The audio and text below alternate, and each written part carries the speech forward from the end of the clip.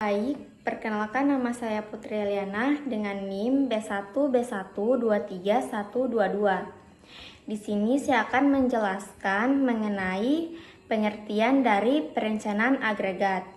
Perencanaan agregat adalah perencanaan kapasitas jangka menengah yang biasanya mencakup waktu 3-18 bulan untuk menentukan produksi optimal, tenaga kerja, dan tingkat persediaan untuk setiap periode perencanaan terkait sumber daya dan kendala yang ada.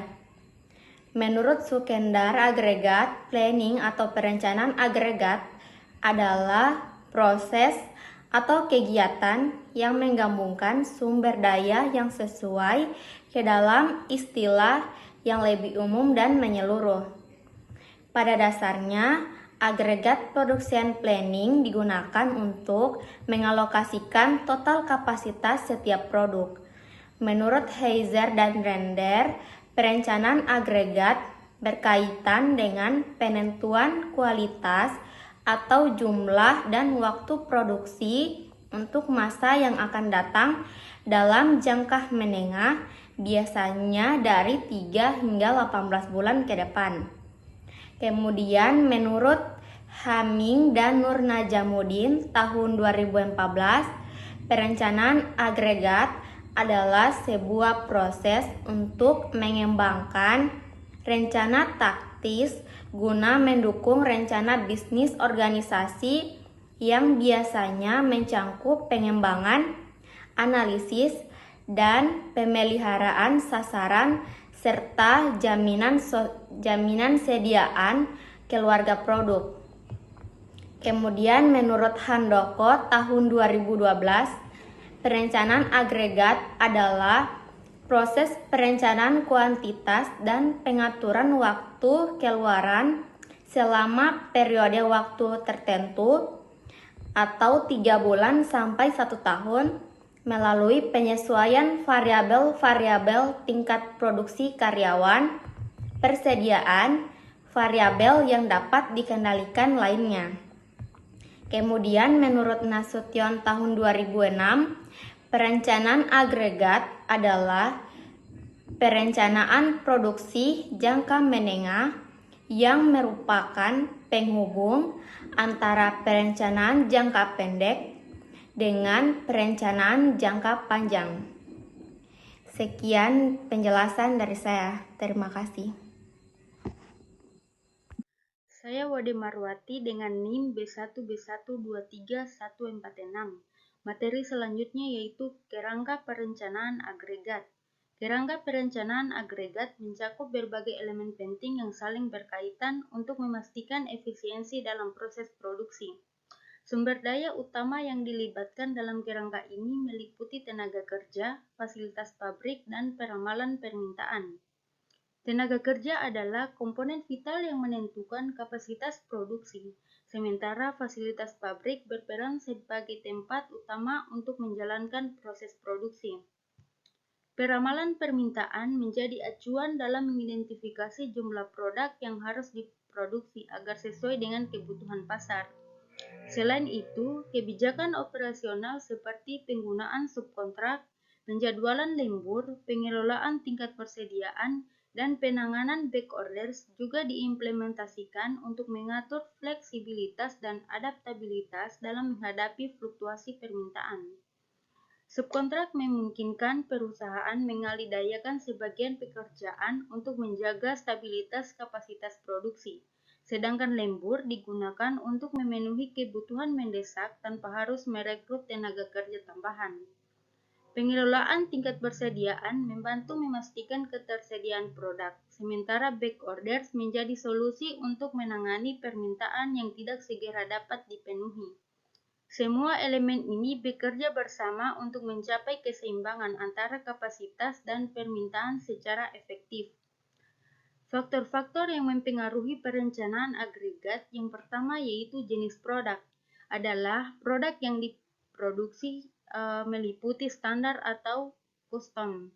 Yang kedua, siklus hidup produk, yaitu tahap dalam siklus hidup produk seperti perkenalan, pertumbuhan, kedewasaan, dan penurunan. Yang ketiga yaitu musim, yaitu fluktuasi permintaan musiman. Yang keempat teknologi, yaitu perkembangan teknologi yang mempengaruhi kapasitas produksi.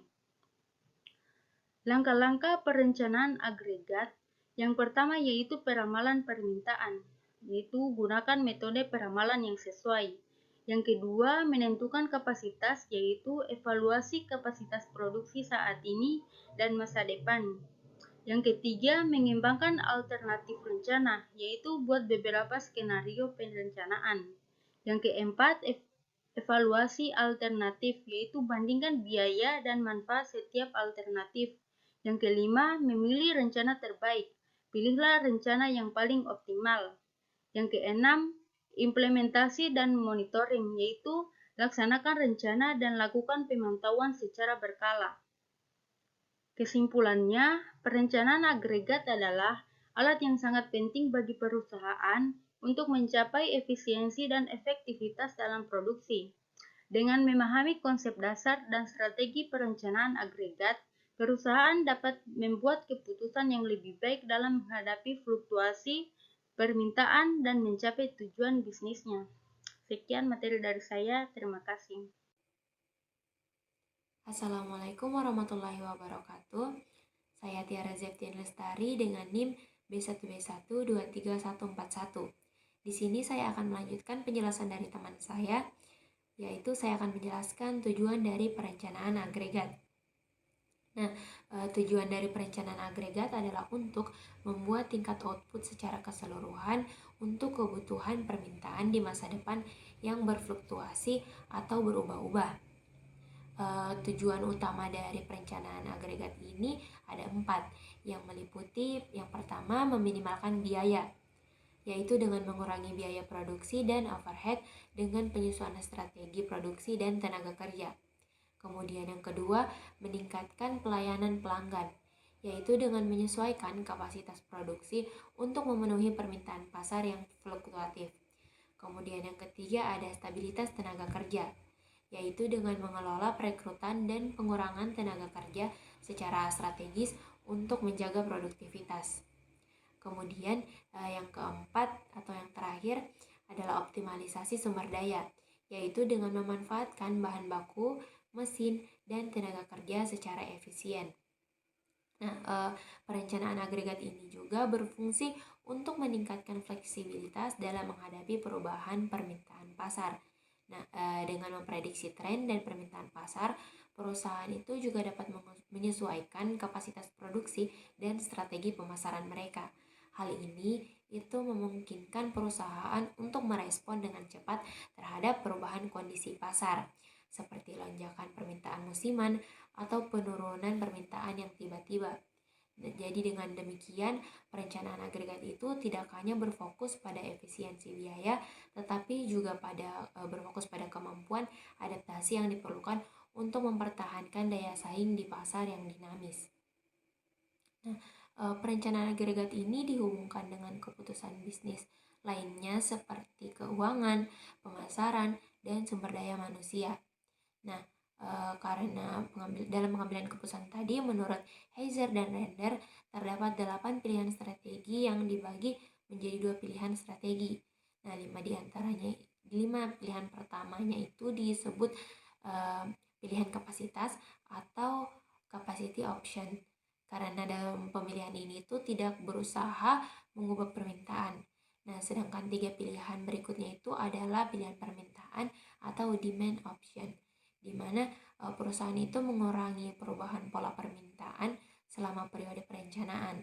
Nah, kombinasi pilihan kapasitas dan pilihan permintaan ini memungkinkan akan lebih baik yang terdiri dari chase strategi, level strategi, dan mix strategi. Sekian dari saya. Wassalamualaikum warahmatullahi wabarakatuh. Baik, assalamualaikum warahmatullahi wabarakatuh. Perkenalkan, nama saya Aprilianisa dengan NIM B1B1231158. Saya akan melanjutkan ke materi selanjutnya, yaitu biaya total perencanaan. Biaya total dalam perencanaan agregat mencakup semua pengeluaran yang diperlukan untuk menjalankan rencana produksi selama periode tertentu. Biaya ini meliputi komponen seperti biaya tenaga kerja, termaksud lembur, biaya persediaan, penyimpanan dan pemeliharaan, biaya penggandaan subkontrak, biaya perekrutan dan pemberhentian tenaga kerja, serta biaya penanganan pesanan tertunda atau back orders. Dengan menghitung biaya total, perusahaan dapat mengevaluasi efisiensi dari rencana agregat dan menentukan apakah rencana tersebut sesuai dengan anggaran yang tersedia. Baik, selanjutnya ada komponen utama biaya total perencanaan agregat. Komponen utama biaya total perencanaan agregat memiliki beberapa poin, yaitu poin pertama ada biaya tenaga kerja. Biaya tenaga kerja terbagi menjadi ada biaya gaji. Biaya gaji itu termaksud gaji pokok, tunjangan, dan insentif yang diberikan kepada karyawan. Terus poin kedua ada biaya bahan baku. Biaya bahan baku itu terdiri dari biaya pembelian. Biaya pembelian itu juga terdiri dari biaya untuk membeli bahan baku yang dibutuhkan dalam proses produksi. Terus ada poin selanjutnya yaitu biaya overhead. Biaya overhead itu terbagi menjadi biaya produksi, biaya tidak langsung yang terkait dengan proses produksi, seperti biaya listrik, biaya pemeliharaan mesin, dan biaya depresiasi. Terus ada terus poin selanjutnya itu ada biaya penyimpanan persediaan. Biaya penyimpanan persediaan itu terbagi menjadi biaya penyimpanan barang jadi, biaya yang terkait dengan penyimpanan produk jadi sebelum didistribusikan ke pelanggan. Terus ada biaya lain-lain. Biaya lain itu terdiri dari biaya subkontrak, biaya yang dikeluarkan jika perusahaan memutuskan untuk mengalihkan sebagian proses produksi kepada pihak ketiga. Baik, mungkin itu saja yang bisa saya sampaikan. Terima kasih. Assalamualaikum warahmatullahi wabarakatuh. Perkenalkan, nama saya Fadilah Saldin dengan NIM B1B1231168, kelas C, jurusan Manajemen, Fakultas Ekonomi dan Bisnis. Nah, di sini saya akan menyampaikan poin kedua pada materi output perencanaan agregat. Nah, poin 2 tersebut yaitu yang berjudul tingkat perencanaan yang diperkirakan. Baiklah, kita masuk ke materinya. Tingkat perencanaan yang diperkirakan mengacu pada kapasitas produksi yang direncanakan untuk memenuhi kebutuhan permintaan selama periode perencanaan. Nah, hal ini melibatkan estimasi jumlah tenaga kerja, volume produksi, jumlah barang dalam permintaan, dan alokasi sumber daya lain yang diperlukan. Tingkat produksi yang diperkirakan ini biasanya disusun berdasarkan yang pertama, data historis, yang kedua, tren permintaan, dan yang terakhir, peramalan pasar untuk memastikan bahwa tingkat produksi dapat memenuhi permintaan dengan efisien tanpa menghasilkan kelebihan kapasitas ataupun kekurangan stok. Nah, dengan kata lain, perencanaan ini bertujuan untuk menyeimbangkan antara pasokan dan permintaan sehingga perusahaan dapat beroperasi secara optimal. Jadi, kesimpulan pada materi ini adalah tingkat perencanaan yang diperkirakan merupakan alat yang sangat penting bagi perusahaan dalam mengatur produksi dan memastikan kelangsungan bisnis. Dengan perencanaan yang baik, perusahaan dapat menghindari kerugian akibat kelebihan atau kekurangan produksi. serta meningkatkan efisiensi dan produktivitas. Seperti yang kita ketahui, tujuan utamanya dari perencanaan ini adalah untuk memastikan bahwa produksi dapat memenuhi permintaan konsumen secara efisien tanpa menghasilkan kelebihan ataupun kekurangan produk tersebut pada tingkat perencanaan ini. Nah, sekian materi poin 2 pada output perencanaan agregat ini. Saya akhiri dengan ucapan Assalamualaikum warahmatullahi wabarakatuh. Assalamualaikum warahmatullahi wabarakatuh. Perkenalkan, nama saya Farhat Rahmatullah dengan NIM B1B1231169. Di sini saya akan melanjutkan presentasi dari teman saya, yaitu perencanaan agregat adalah proses yang dilakukan oleh perusahaan untuk mengatur produksi dan sumber daya dalam jangka menengah guna memenuhi kebutuhan pasar secara efisien. Proses ini bertujuan menyeimbangkan antara kapasitas produk yang tersedia dan permintaan yang diproyeksikan, sekaligus mempertimbangkan aspek biaya, tenaga kerja, dan inventory. Biasanya perencanaan ini mencakup periode waktu antara 3 hingga 8 bulan, sehingga memungkinkan perusahaan untuk menghadapi fluktuasi permintaan tanpa mengorbankan efisiensi operasional. Nah, ada 3 strategi utama yang digunakan dalam perencanaan agregat. Strategi yang pertama adalah strategi mengejar permintaan, di mana tingkat produksi disesuaikan secara langsung dengan permintaan pasar. Dalam pendekatan ini, perusahaan dapat menambah atau mengurangi tenaga kerja, jam kerja, atau kapasitas produksi lainnya agar memenuhi kebutuhan pelanggan secara tepat waktu. Keuntungan dari strategi ini adalah perusahaan dapat mengurangi penyimpangan karena produksi hanya dilakukan sesuai dengan kebutuhan. Namun strategi ini memiliki kekurangan seperti biaya yang tinggi untuk perekrutan atau pemberhentian karyawan, serta risiko ketidakpuasan tenaga kerja akibat fluktuasi kerja yang sering terjadi. Strategi ini sering digunakan dalam industri dengan permintaan yang sangat fluktuatif, seperti hotel, restoran, atau sektor jasa lainnya. Nah, strategi kedua adalah strategi tingkat tinggi. Nah, yang dimana tingkat produksi dipertahankan tetap stabil selama periode perencanaan. Dalam pendekatan ini, kelebihan atau kekurangan permintaan diatasi dengan menggunakan inventory atau subkontak.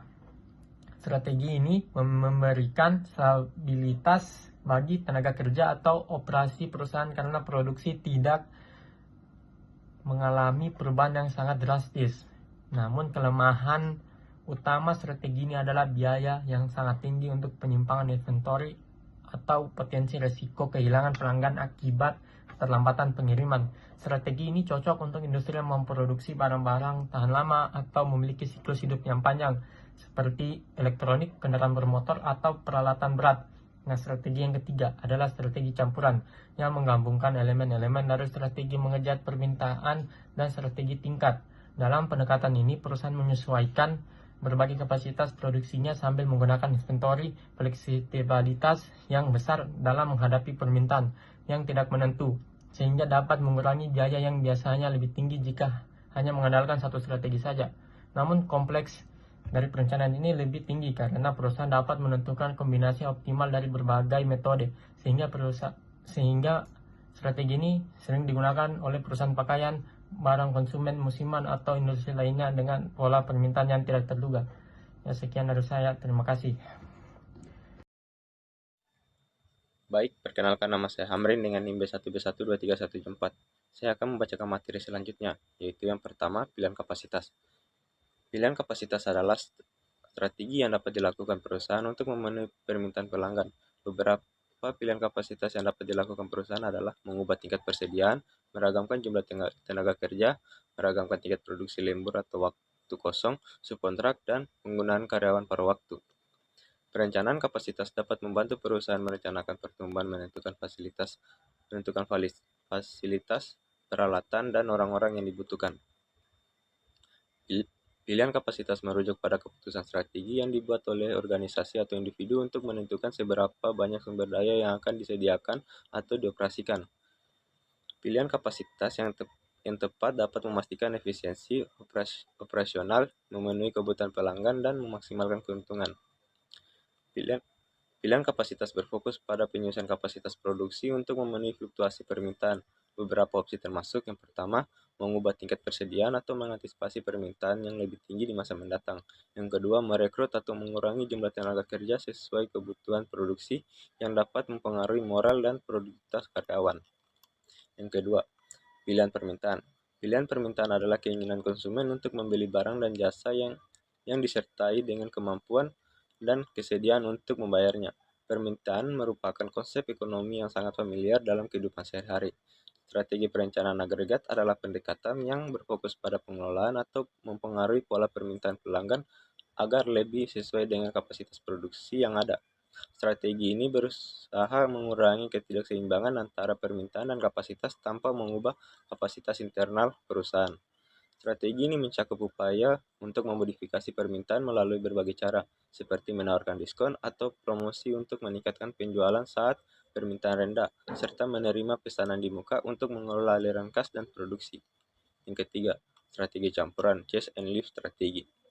Strategi campuran dalam perencanaan agregat adalah pendekatan yang menggabungkan elemen dari strategi chase dan lift untuk mencapai keseimbangan antara permintaan dan kapasitas produksi. Berikut adalah penjelasan lebih lanjut mengenai strategi campuran. Yang pertama, chase strategi. Chase strategi adalah strategi yang menghasilkan output sesuai dengan apa yang dibutuhkan untuk memenuhi permintaan setiap periode. Strategi ini memvariasi kapasitas, waktu reguler, dan permintaan, tidak memerlukan inventory dan overtime. Dalam strategi ini, tingkat produksi disesuaikan dengan permintaan untuk setiap periode. Ini melibatkan penambahan atau pengurangan tenaga kerja sesuai dengan tingkat permintaan sehingga jumlah tenaga kerja tetap tetapi jam kerja dapat bervariasi. Strategi ini lebih sesuai untuk industri jasa di mana permintaan dapat berfluktuasi secara signifikan. Yang kedua, level strategi. Strategi level adalah salah satu strategi murni yang dapat diterapkan untuk memperoleh rencana agregat. Strategi ini bertujuan untuk mempertahankan tingkat output, tingkat produksi, dan tingkat tenaga kerja yang konstan selama jangka waktu perencanaan. Strategi ini mempertahankan tingkat produksi yang tetap, menggunakan persediaan dan lead time sebagai penjaga untuk mengatasi fluktuasi permintaan. Dengan cara ini perusahaan dapat menjaga kestabilan dalam produksi dan menghindari perusahaan besar dalam tenaga kerja. Sekian, terima kasih. Perkenalkan, nama saya Laude Muhammad Kelvin Tumada dengan NIM B1B123-180. Saya akan melanjutkan materi tentang metode perencanaan agregat. Terdapat beberapa jenis metode yang hanya banyak digunakan dalam perencanaan agregat, yaitu yang pertama, metode tabel dan grafik. Metode ini merupakan yang paling populer karena mudah dimengerti dan gampang penggunaannya sehingga mudah untuk dilaksanakan. Pendekatannya dilakukan dengan cara trial and error. Teknik yang bekerja dengan beberapa variabel pada satu waktu yang memungkinkan perencanaan membandingkan proyeksi permintaan dengan kapasitas yang ada. Terdapat 5 tahapan dalam metode tabel dan grafik. Yang pertama, tentukan permintaan pada setiap periode. Yang kedua, tentukan kapasitas untuk waktu normal, lembur, dan subkontrak pada setiap periode. Yang ketiga, tentukan biaya tenaga kerja, biaya penambahan dan pengurangan tenaga kerja, biaya penyimpanan persediaan dan biaya kekurangan persediaan. Yang keempat, kembangkan rencana alternatif dan uji total biayanya. Dan yang terakhir, pilih alternatif lain yang memiliki total biaya yang paling rendah. Ada 3 pilihan alternatif strategi di dalam metode tabel dan grafik. Yang pertama, melakukan variasi tingkat persediaan. Selanjutnya, melakukan variasi jumlah tenaga kerja. Dan terakhir, melakukan variasi jam kerja. Kemudian metode kedua yaitu metode matematis. Metode matematis pada perencanaan agregat dapat dilakukan dengan menggunakan metode transportasi, pemrograman linear, dan model coefficient management. Metode transportasi pemrograman linear atau transportation method of linear programming bukanlah sebuah pendekatan uji coba seperti diagram, tetapi lebih kepada menghasilkan rencana optimal untuk mengurangi biaya. Metode transportasi ini juga fleksibel karena bisa memperinci produksi reguler dan lembur setiap periode waktu, jumlah unit yang disubkontrakan, giliran kerja tambahan, dan persediaan yang dibawa dari setiap satu periode ke periode berikutnya. Model coefficient management atau manajemen coefficient model membentuk sebuah keputusan formal di seputar pengalaman dan kinerja seorang manajer. Asumsi yang digunakan adalah kinerja manajer yang lalu cukup baik sehingga dapat digunakan sebagai dasar untuk keputusan masa depannya. Teknik ini menggunakan sebuah analisis regresi dari keputusan produksi masa lalu yang dibuat oleh manajer jalur regresi, menyajikan hubungan antar variabel atau seperti permintaan dan tenaga kerja untuk keputusan masa depan. Metode terakhir yaitu metode transportasi atau transport shipment problem. Metode transportasi dilakukan dengan menggunakan bantuan tabel transportasi. Dalam menggunakan model ini, langkah-langkah yang perlu dilakukan yaitu yang pertama, hitung terlebih dahulu total permintaan seluruh produk selama horizon perencanaan dalam satuan agregat. Yang kedua, hitung dahulu kapasitas yang tersedia untuk tiap pilihan produksi selama horizon perencanaan dalam satuan agregat. Yang ketiga, hitung ongkos per unit satuan agregat sebagai akibat pilihan strategi produksi yang diterapkan. Dan yang terakhir, optimasikan rencana produksi di setiap periode dalam horizon perencanaan mulai periode awal sampai ke periode yang paling akhir. Sekian dari saya.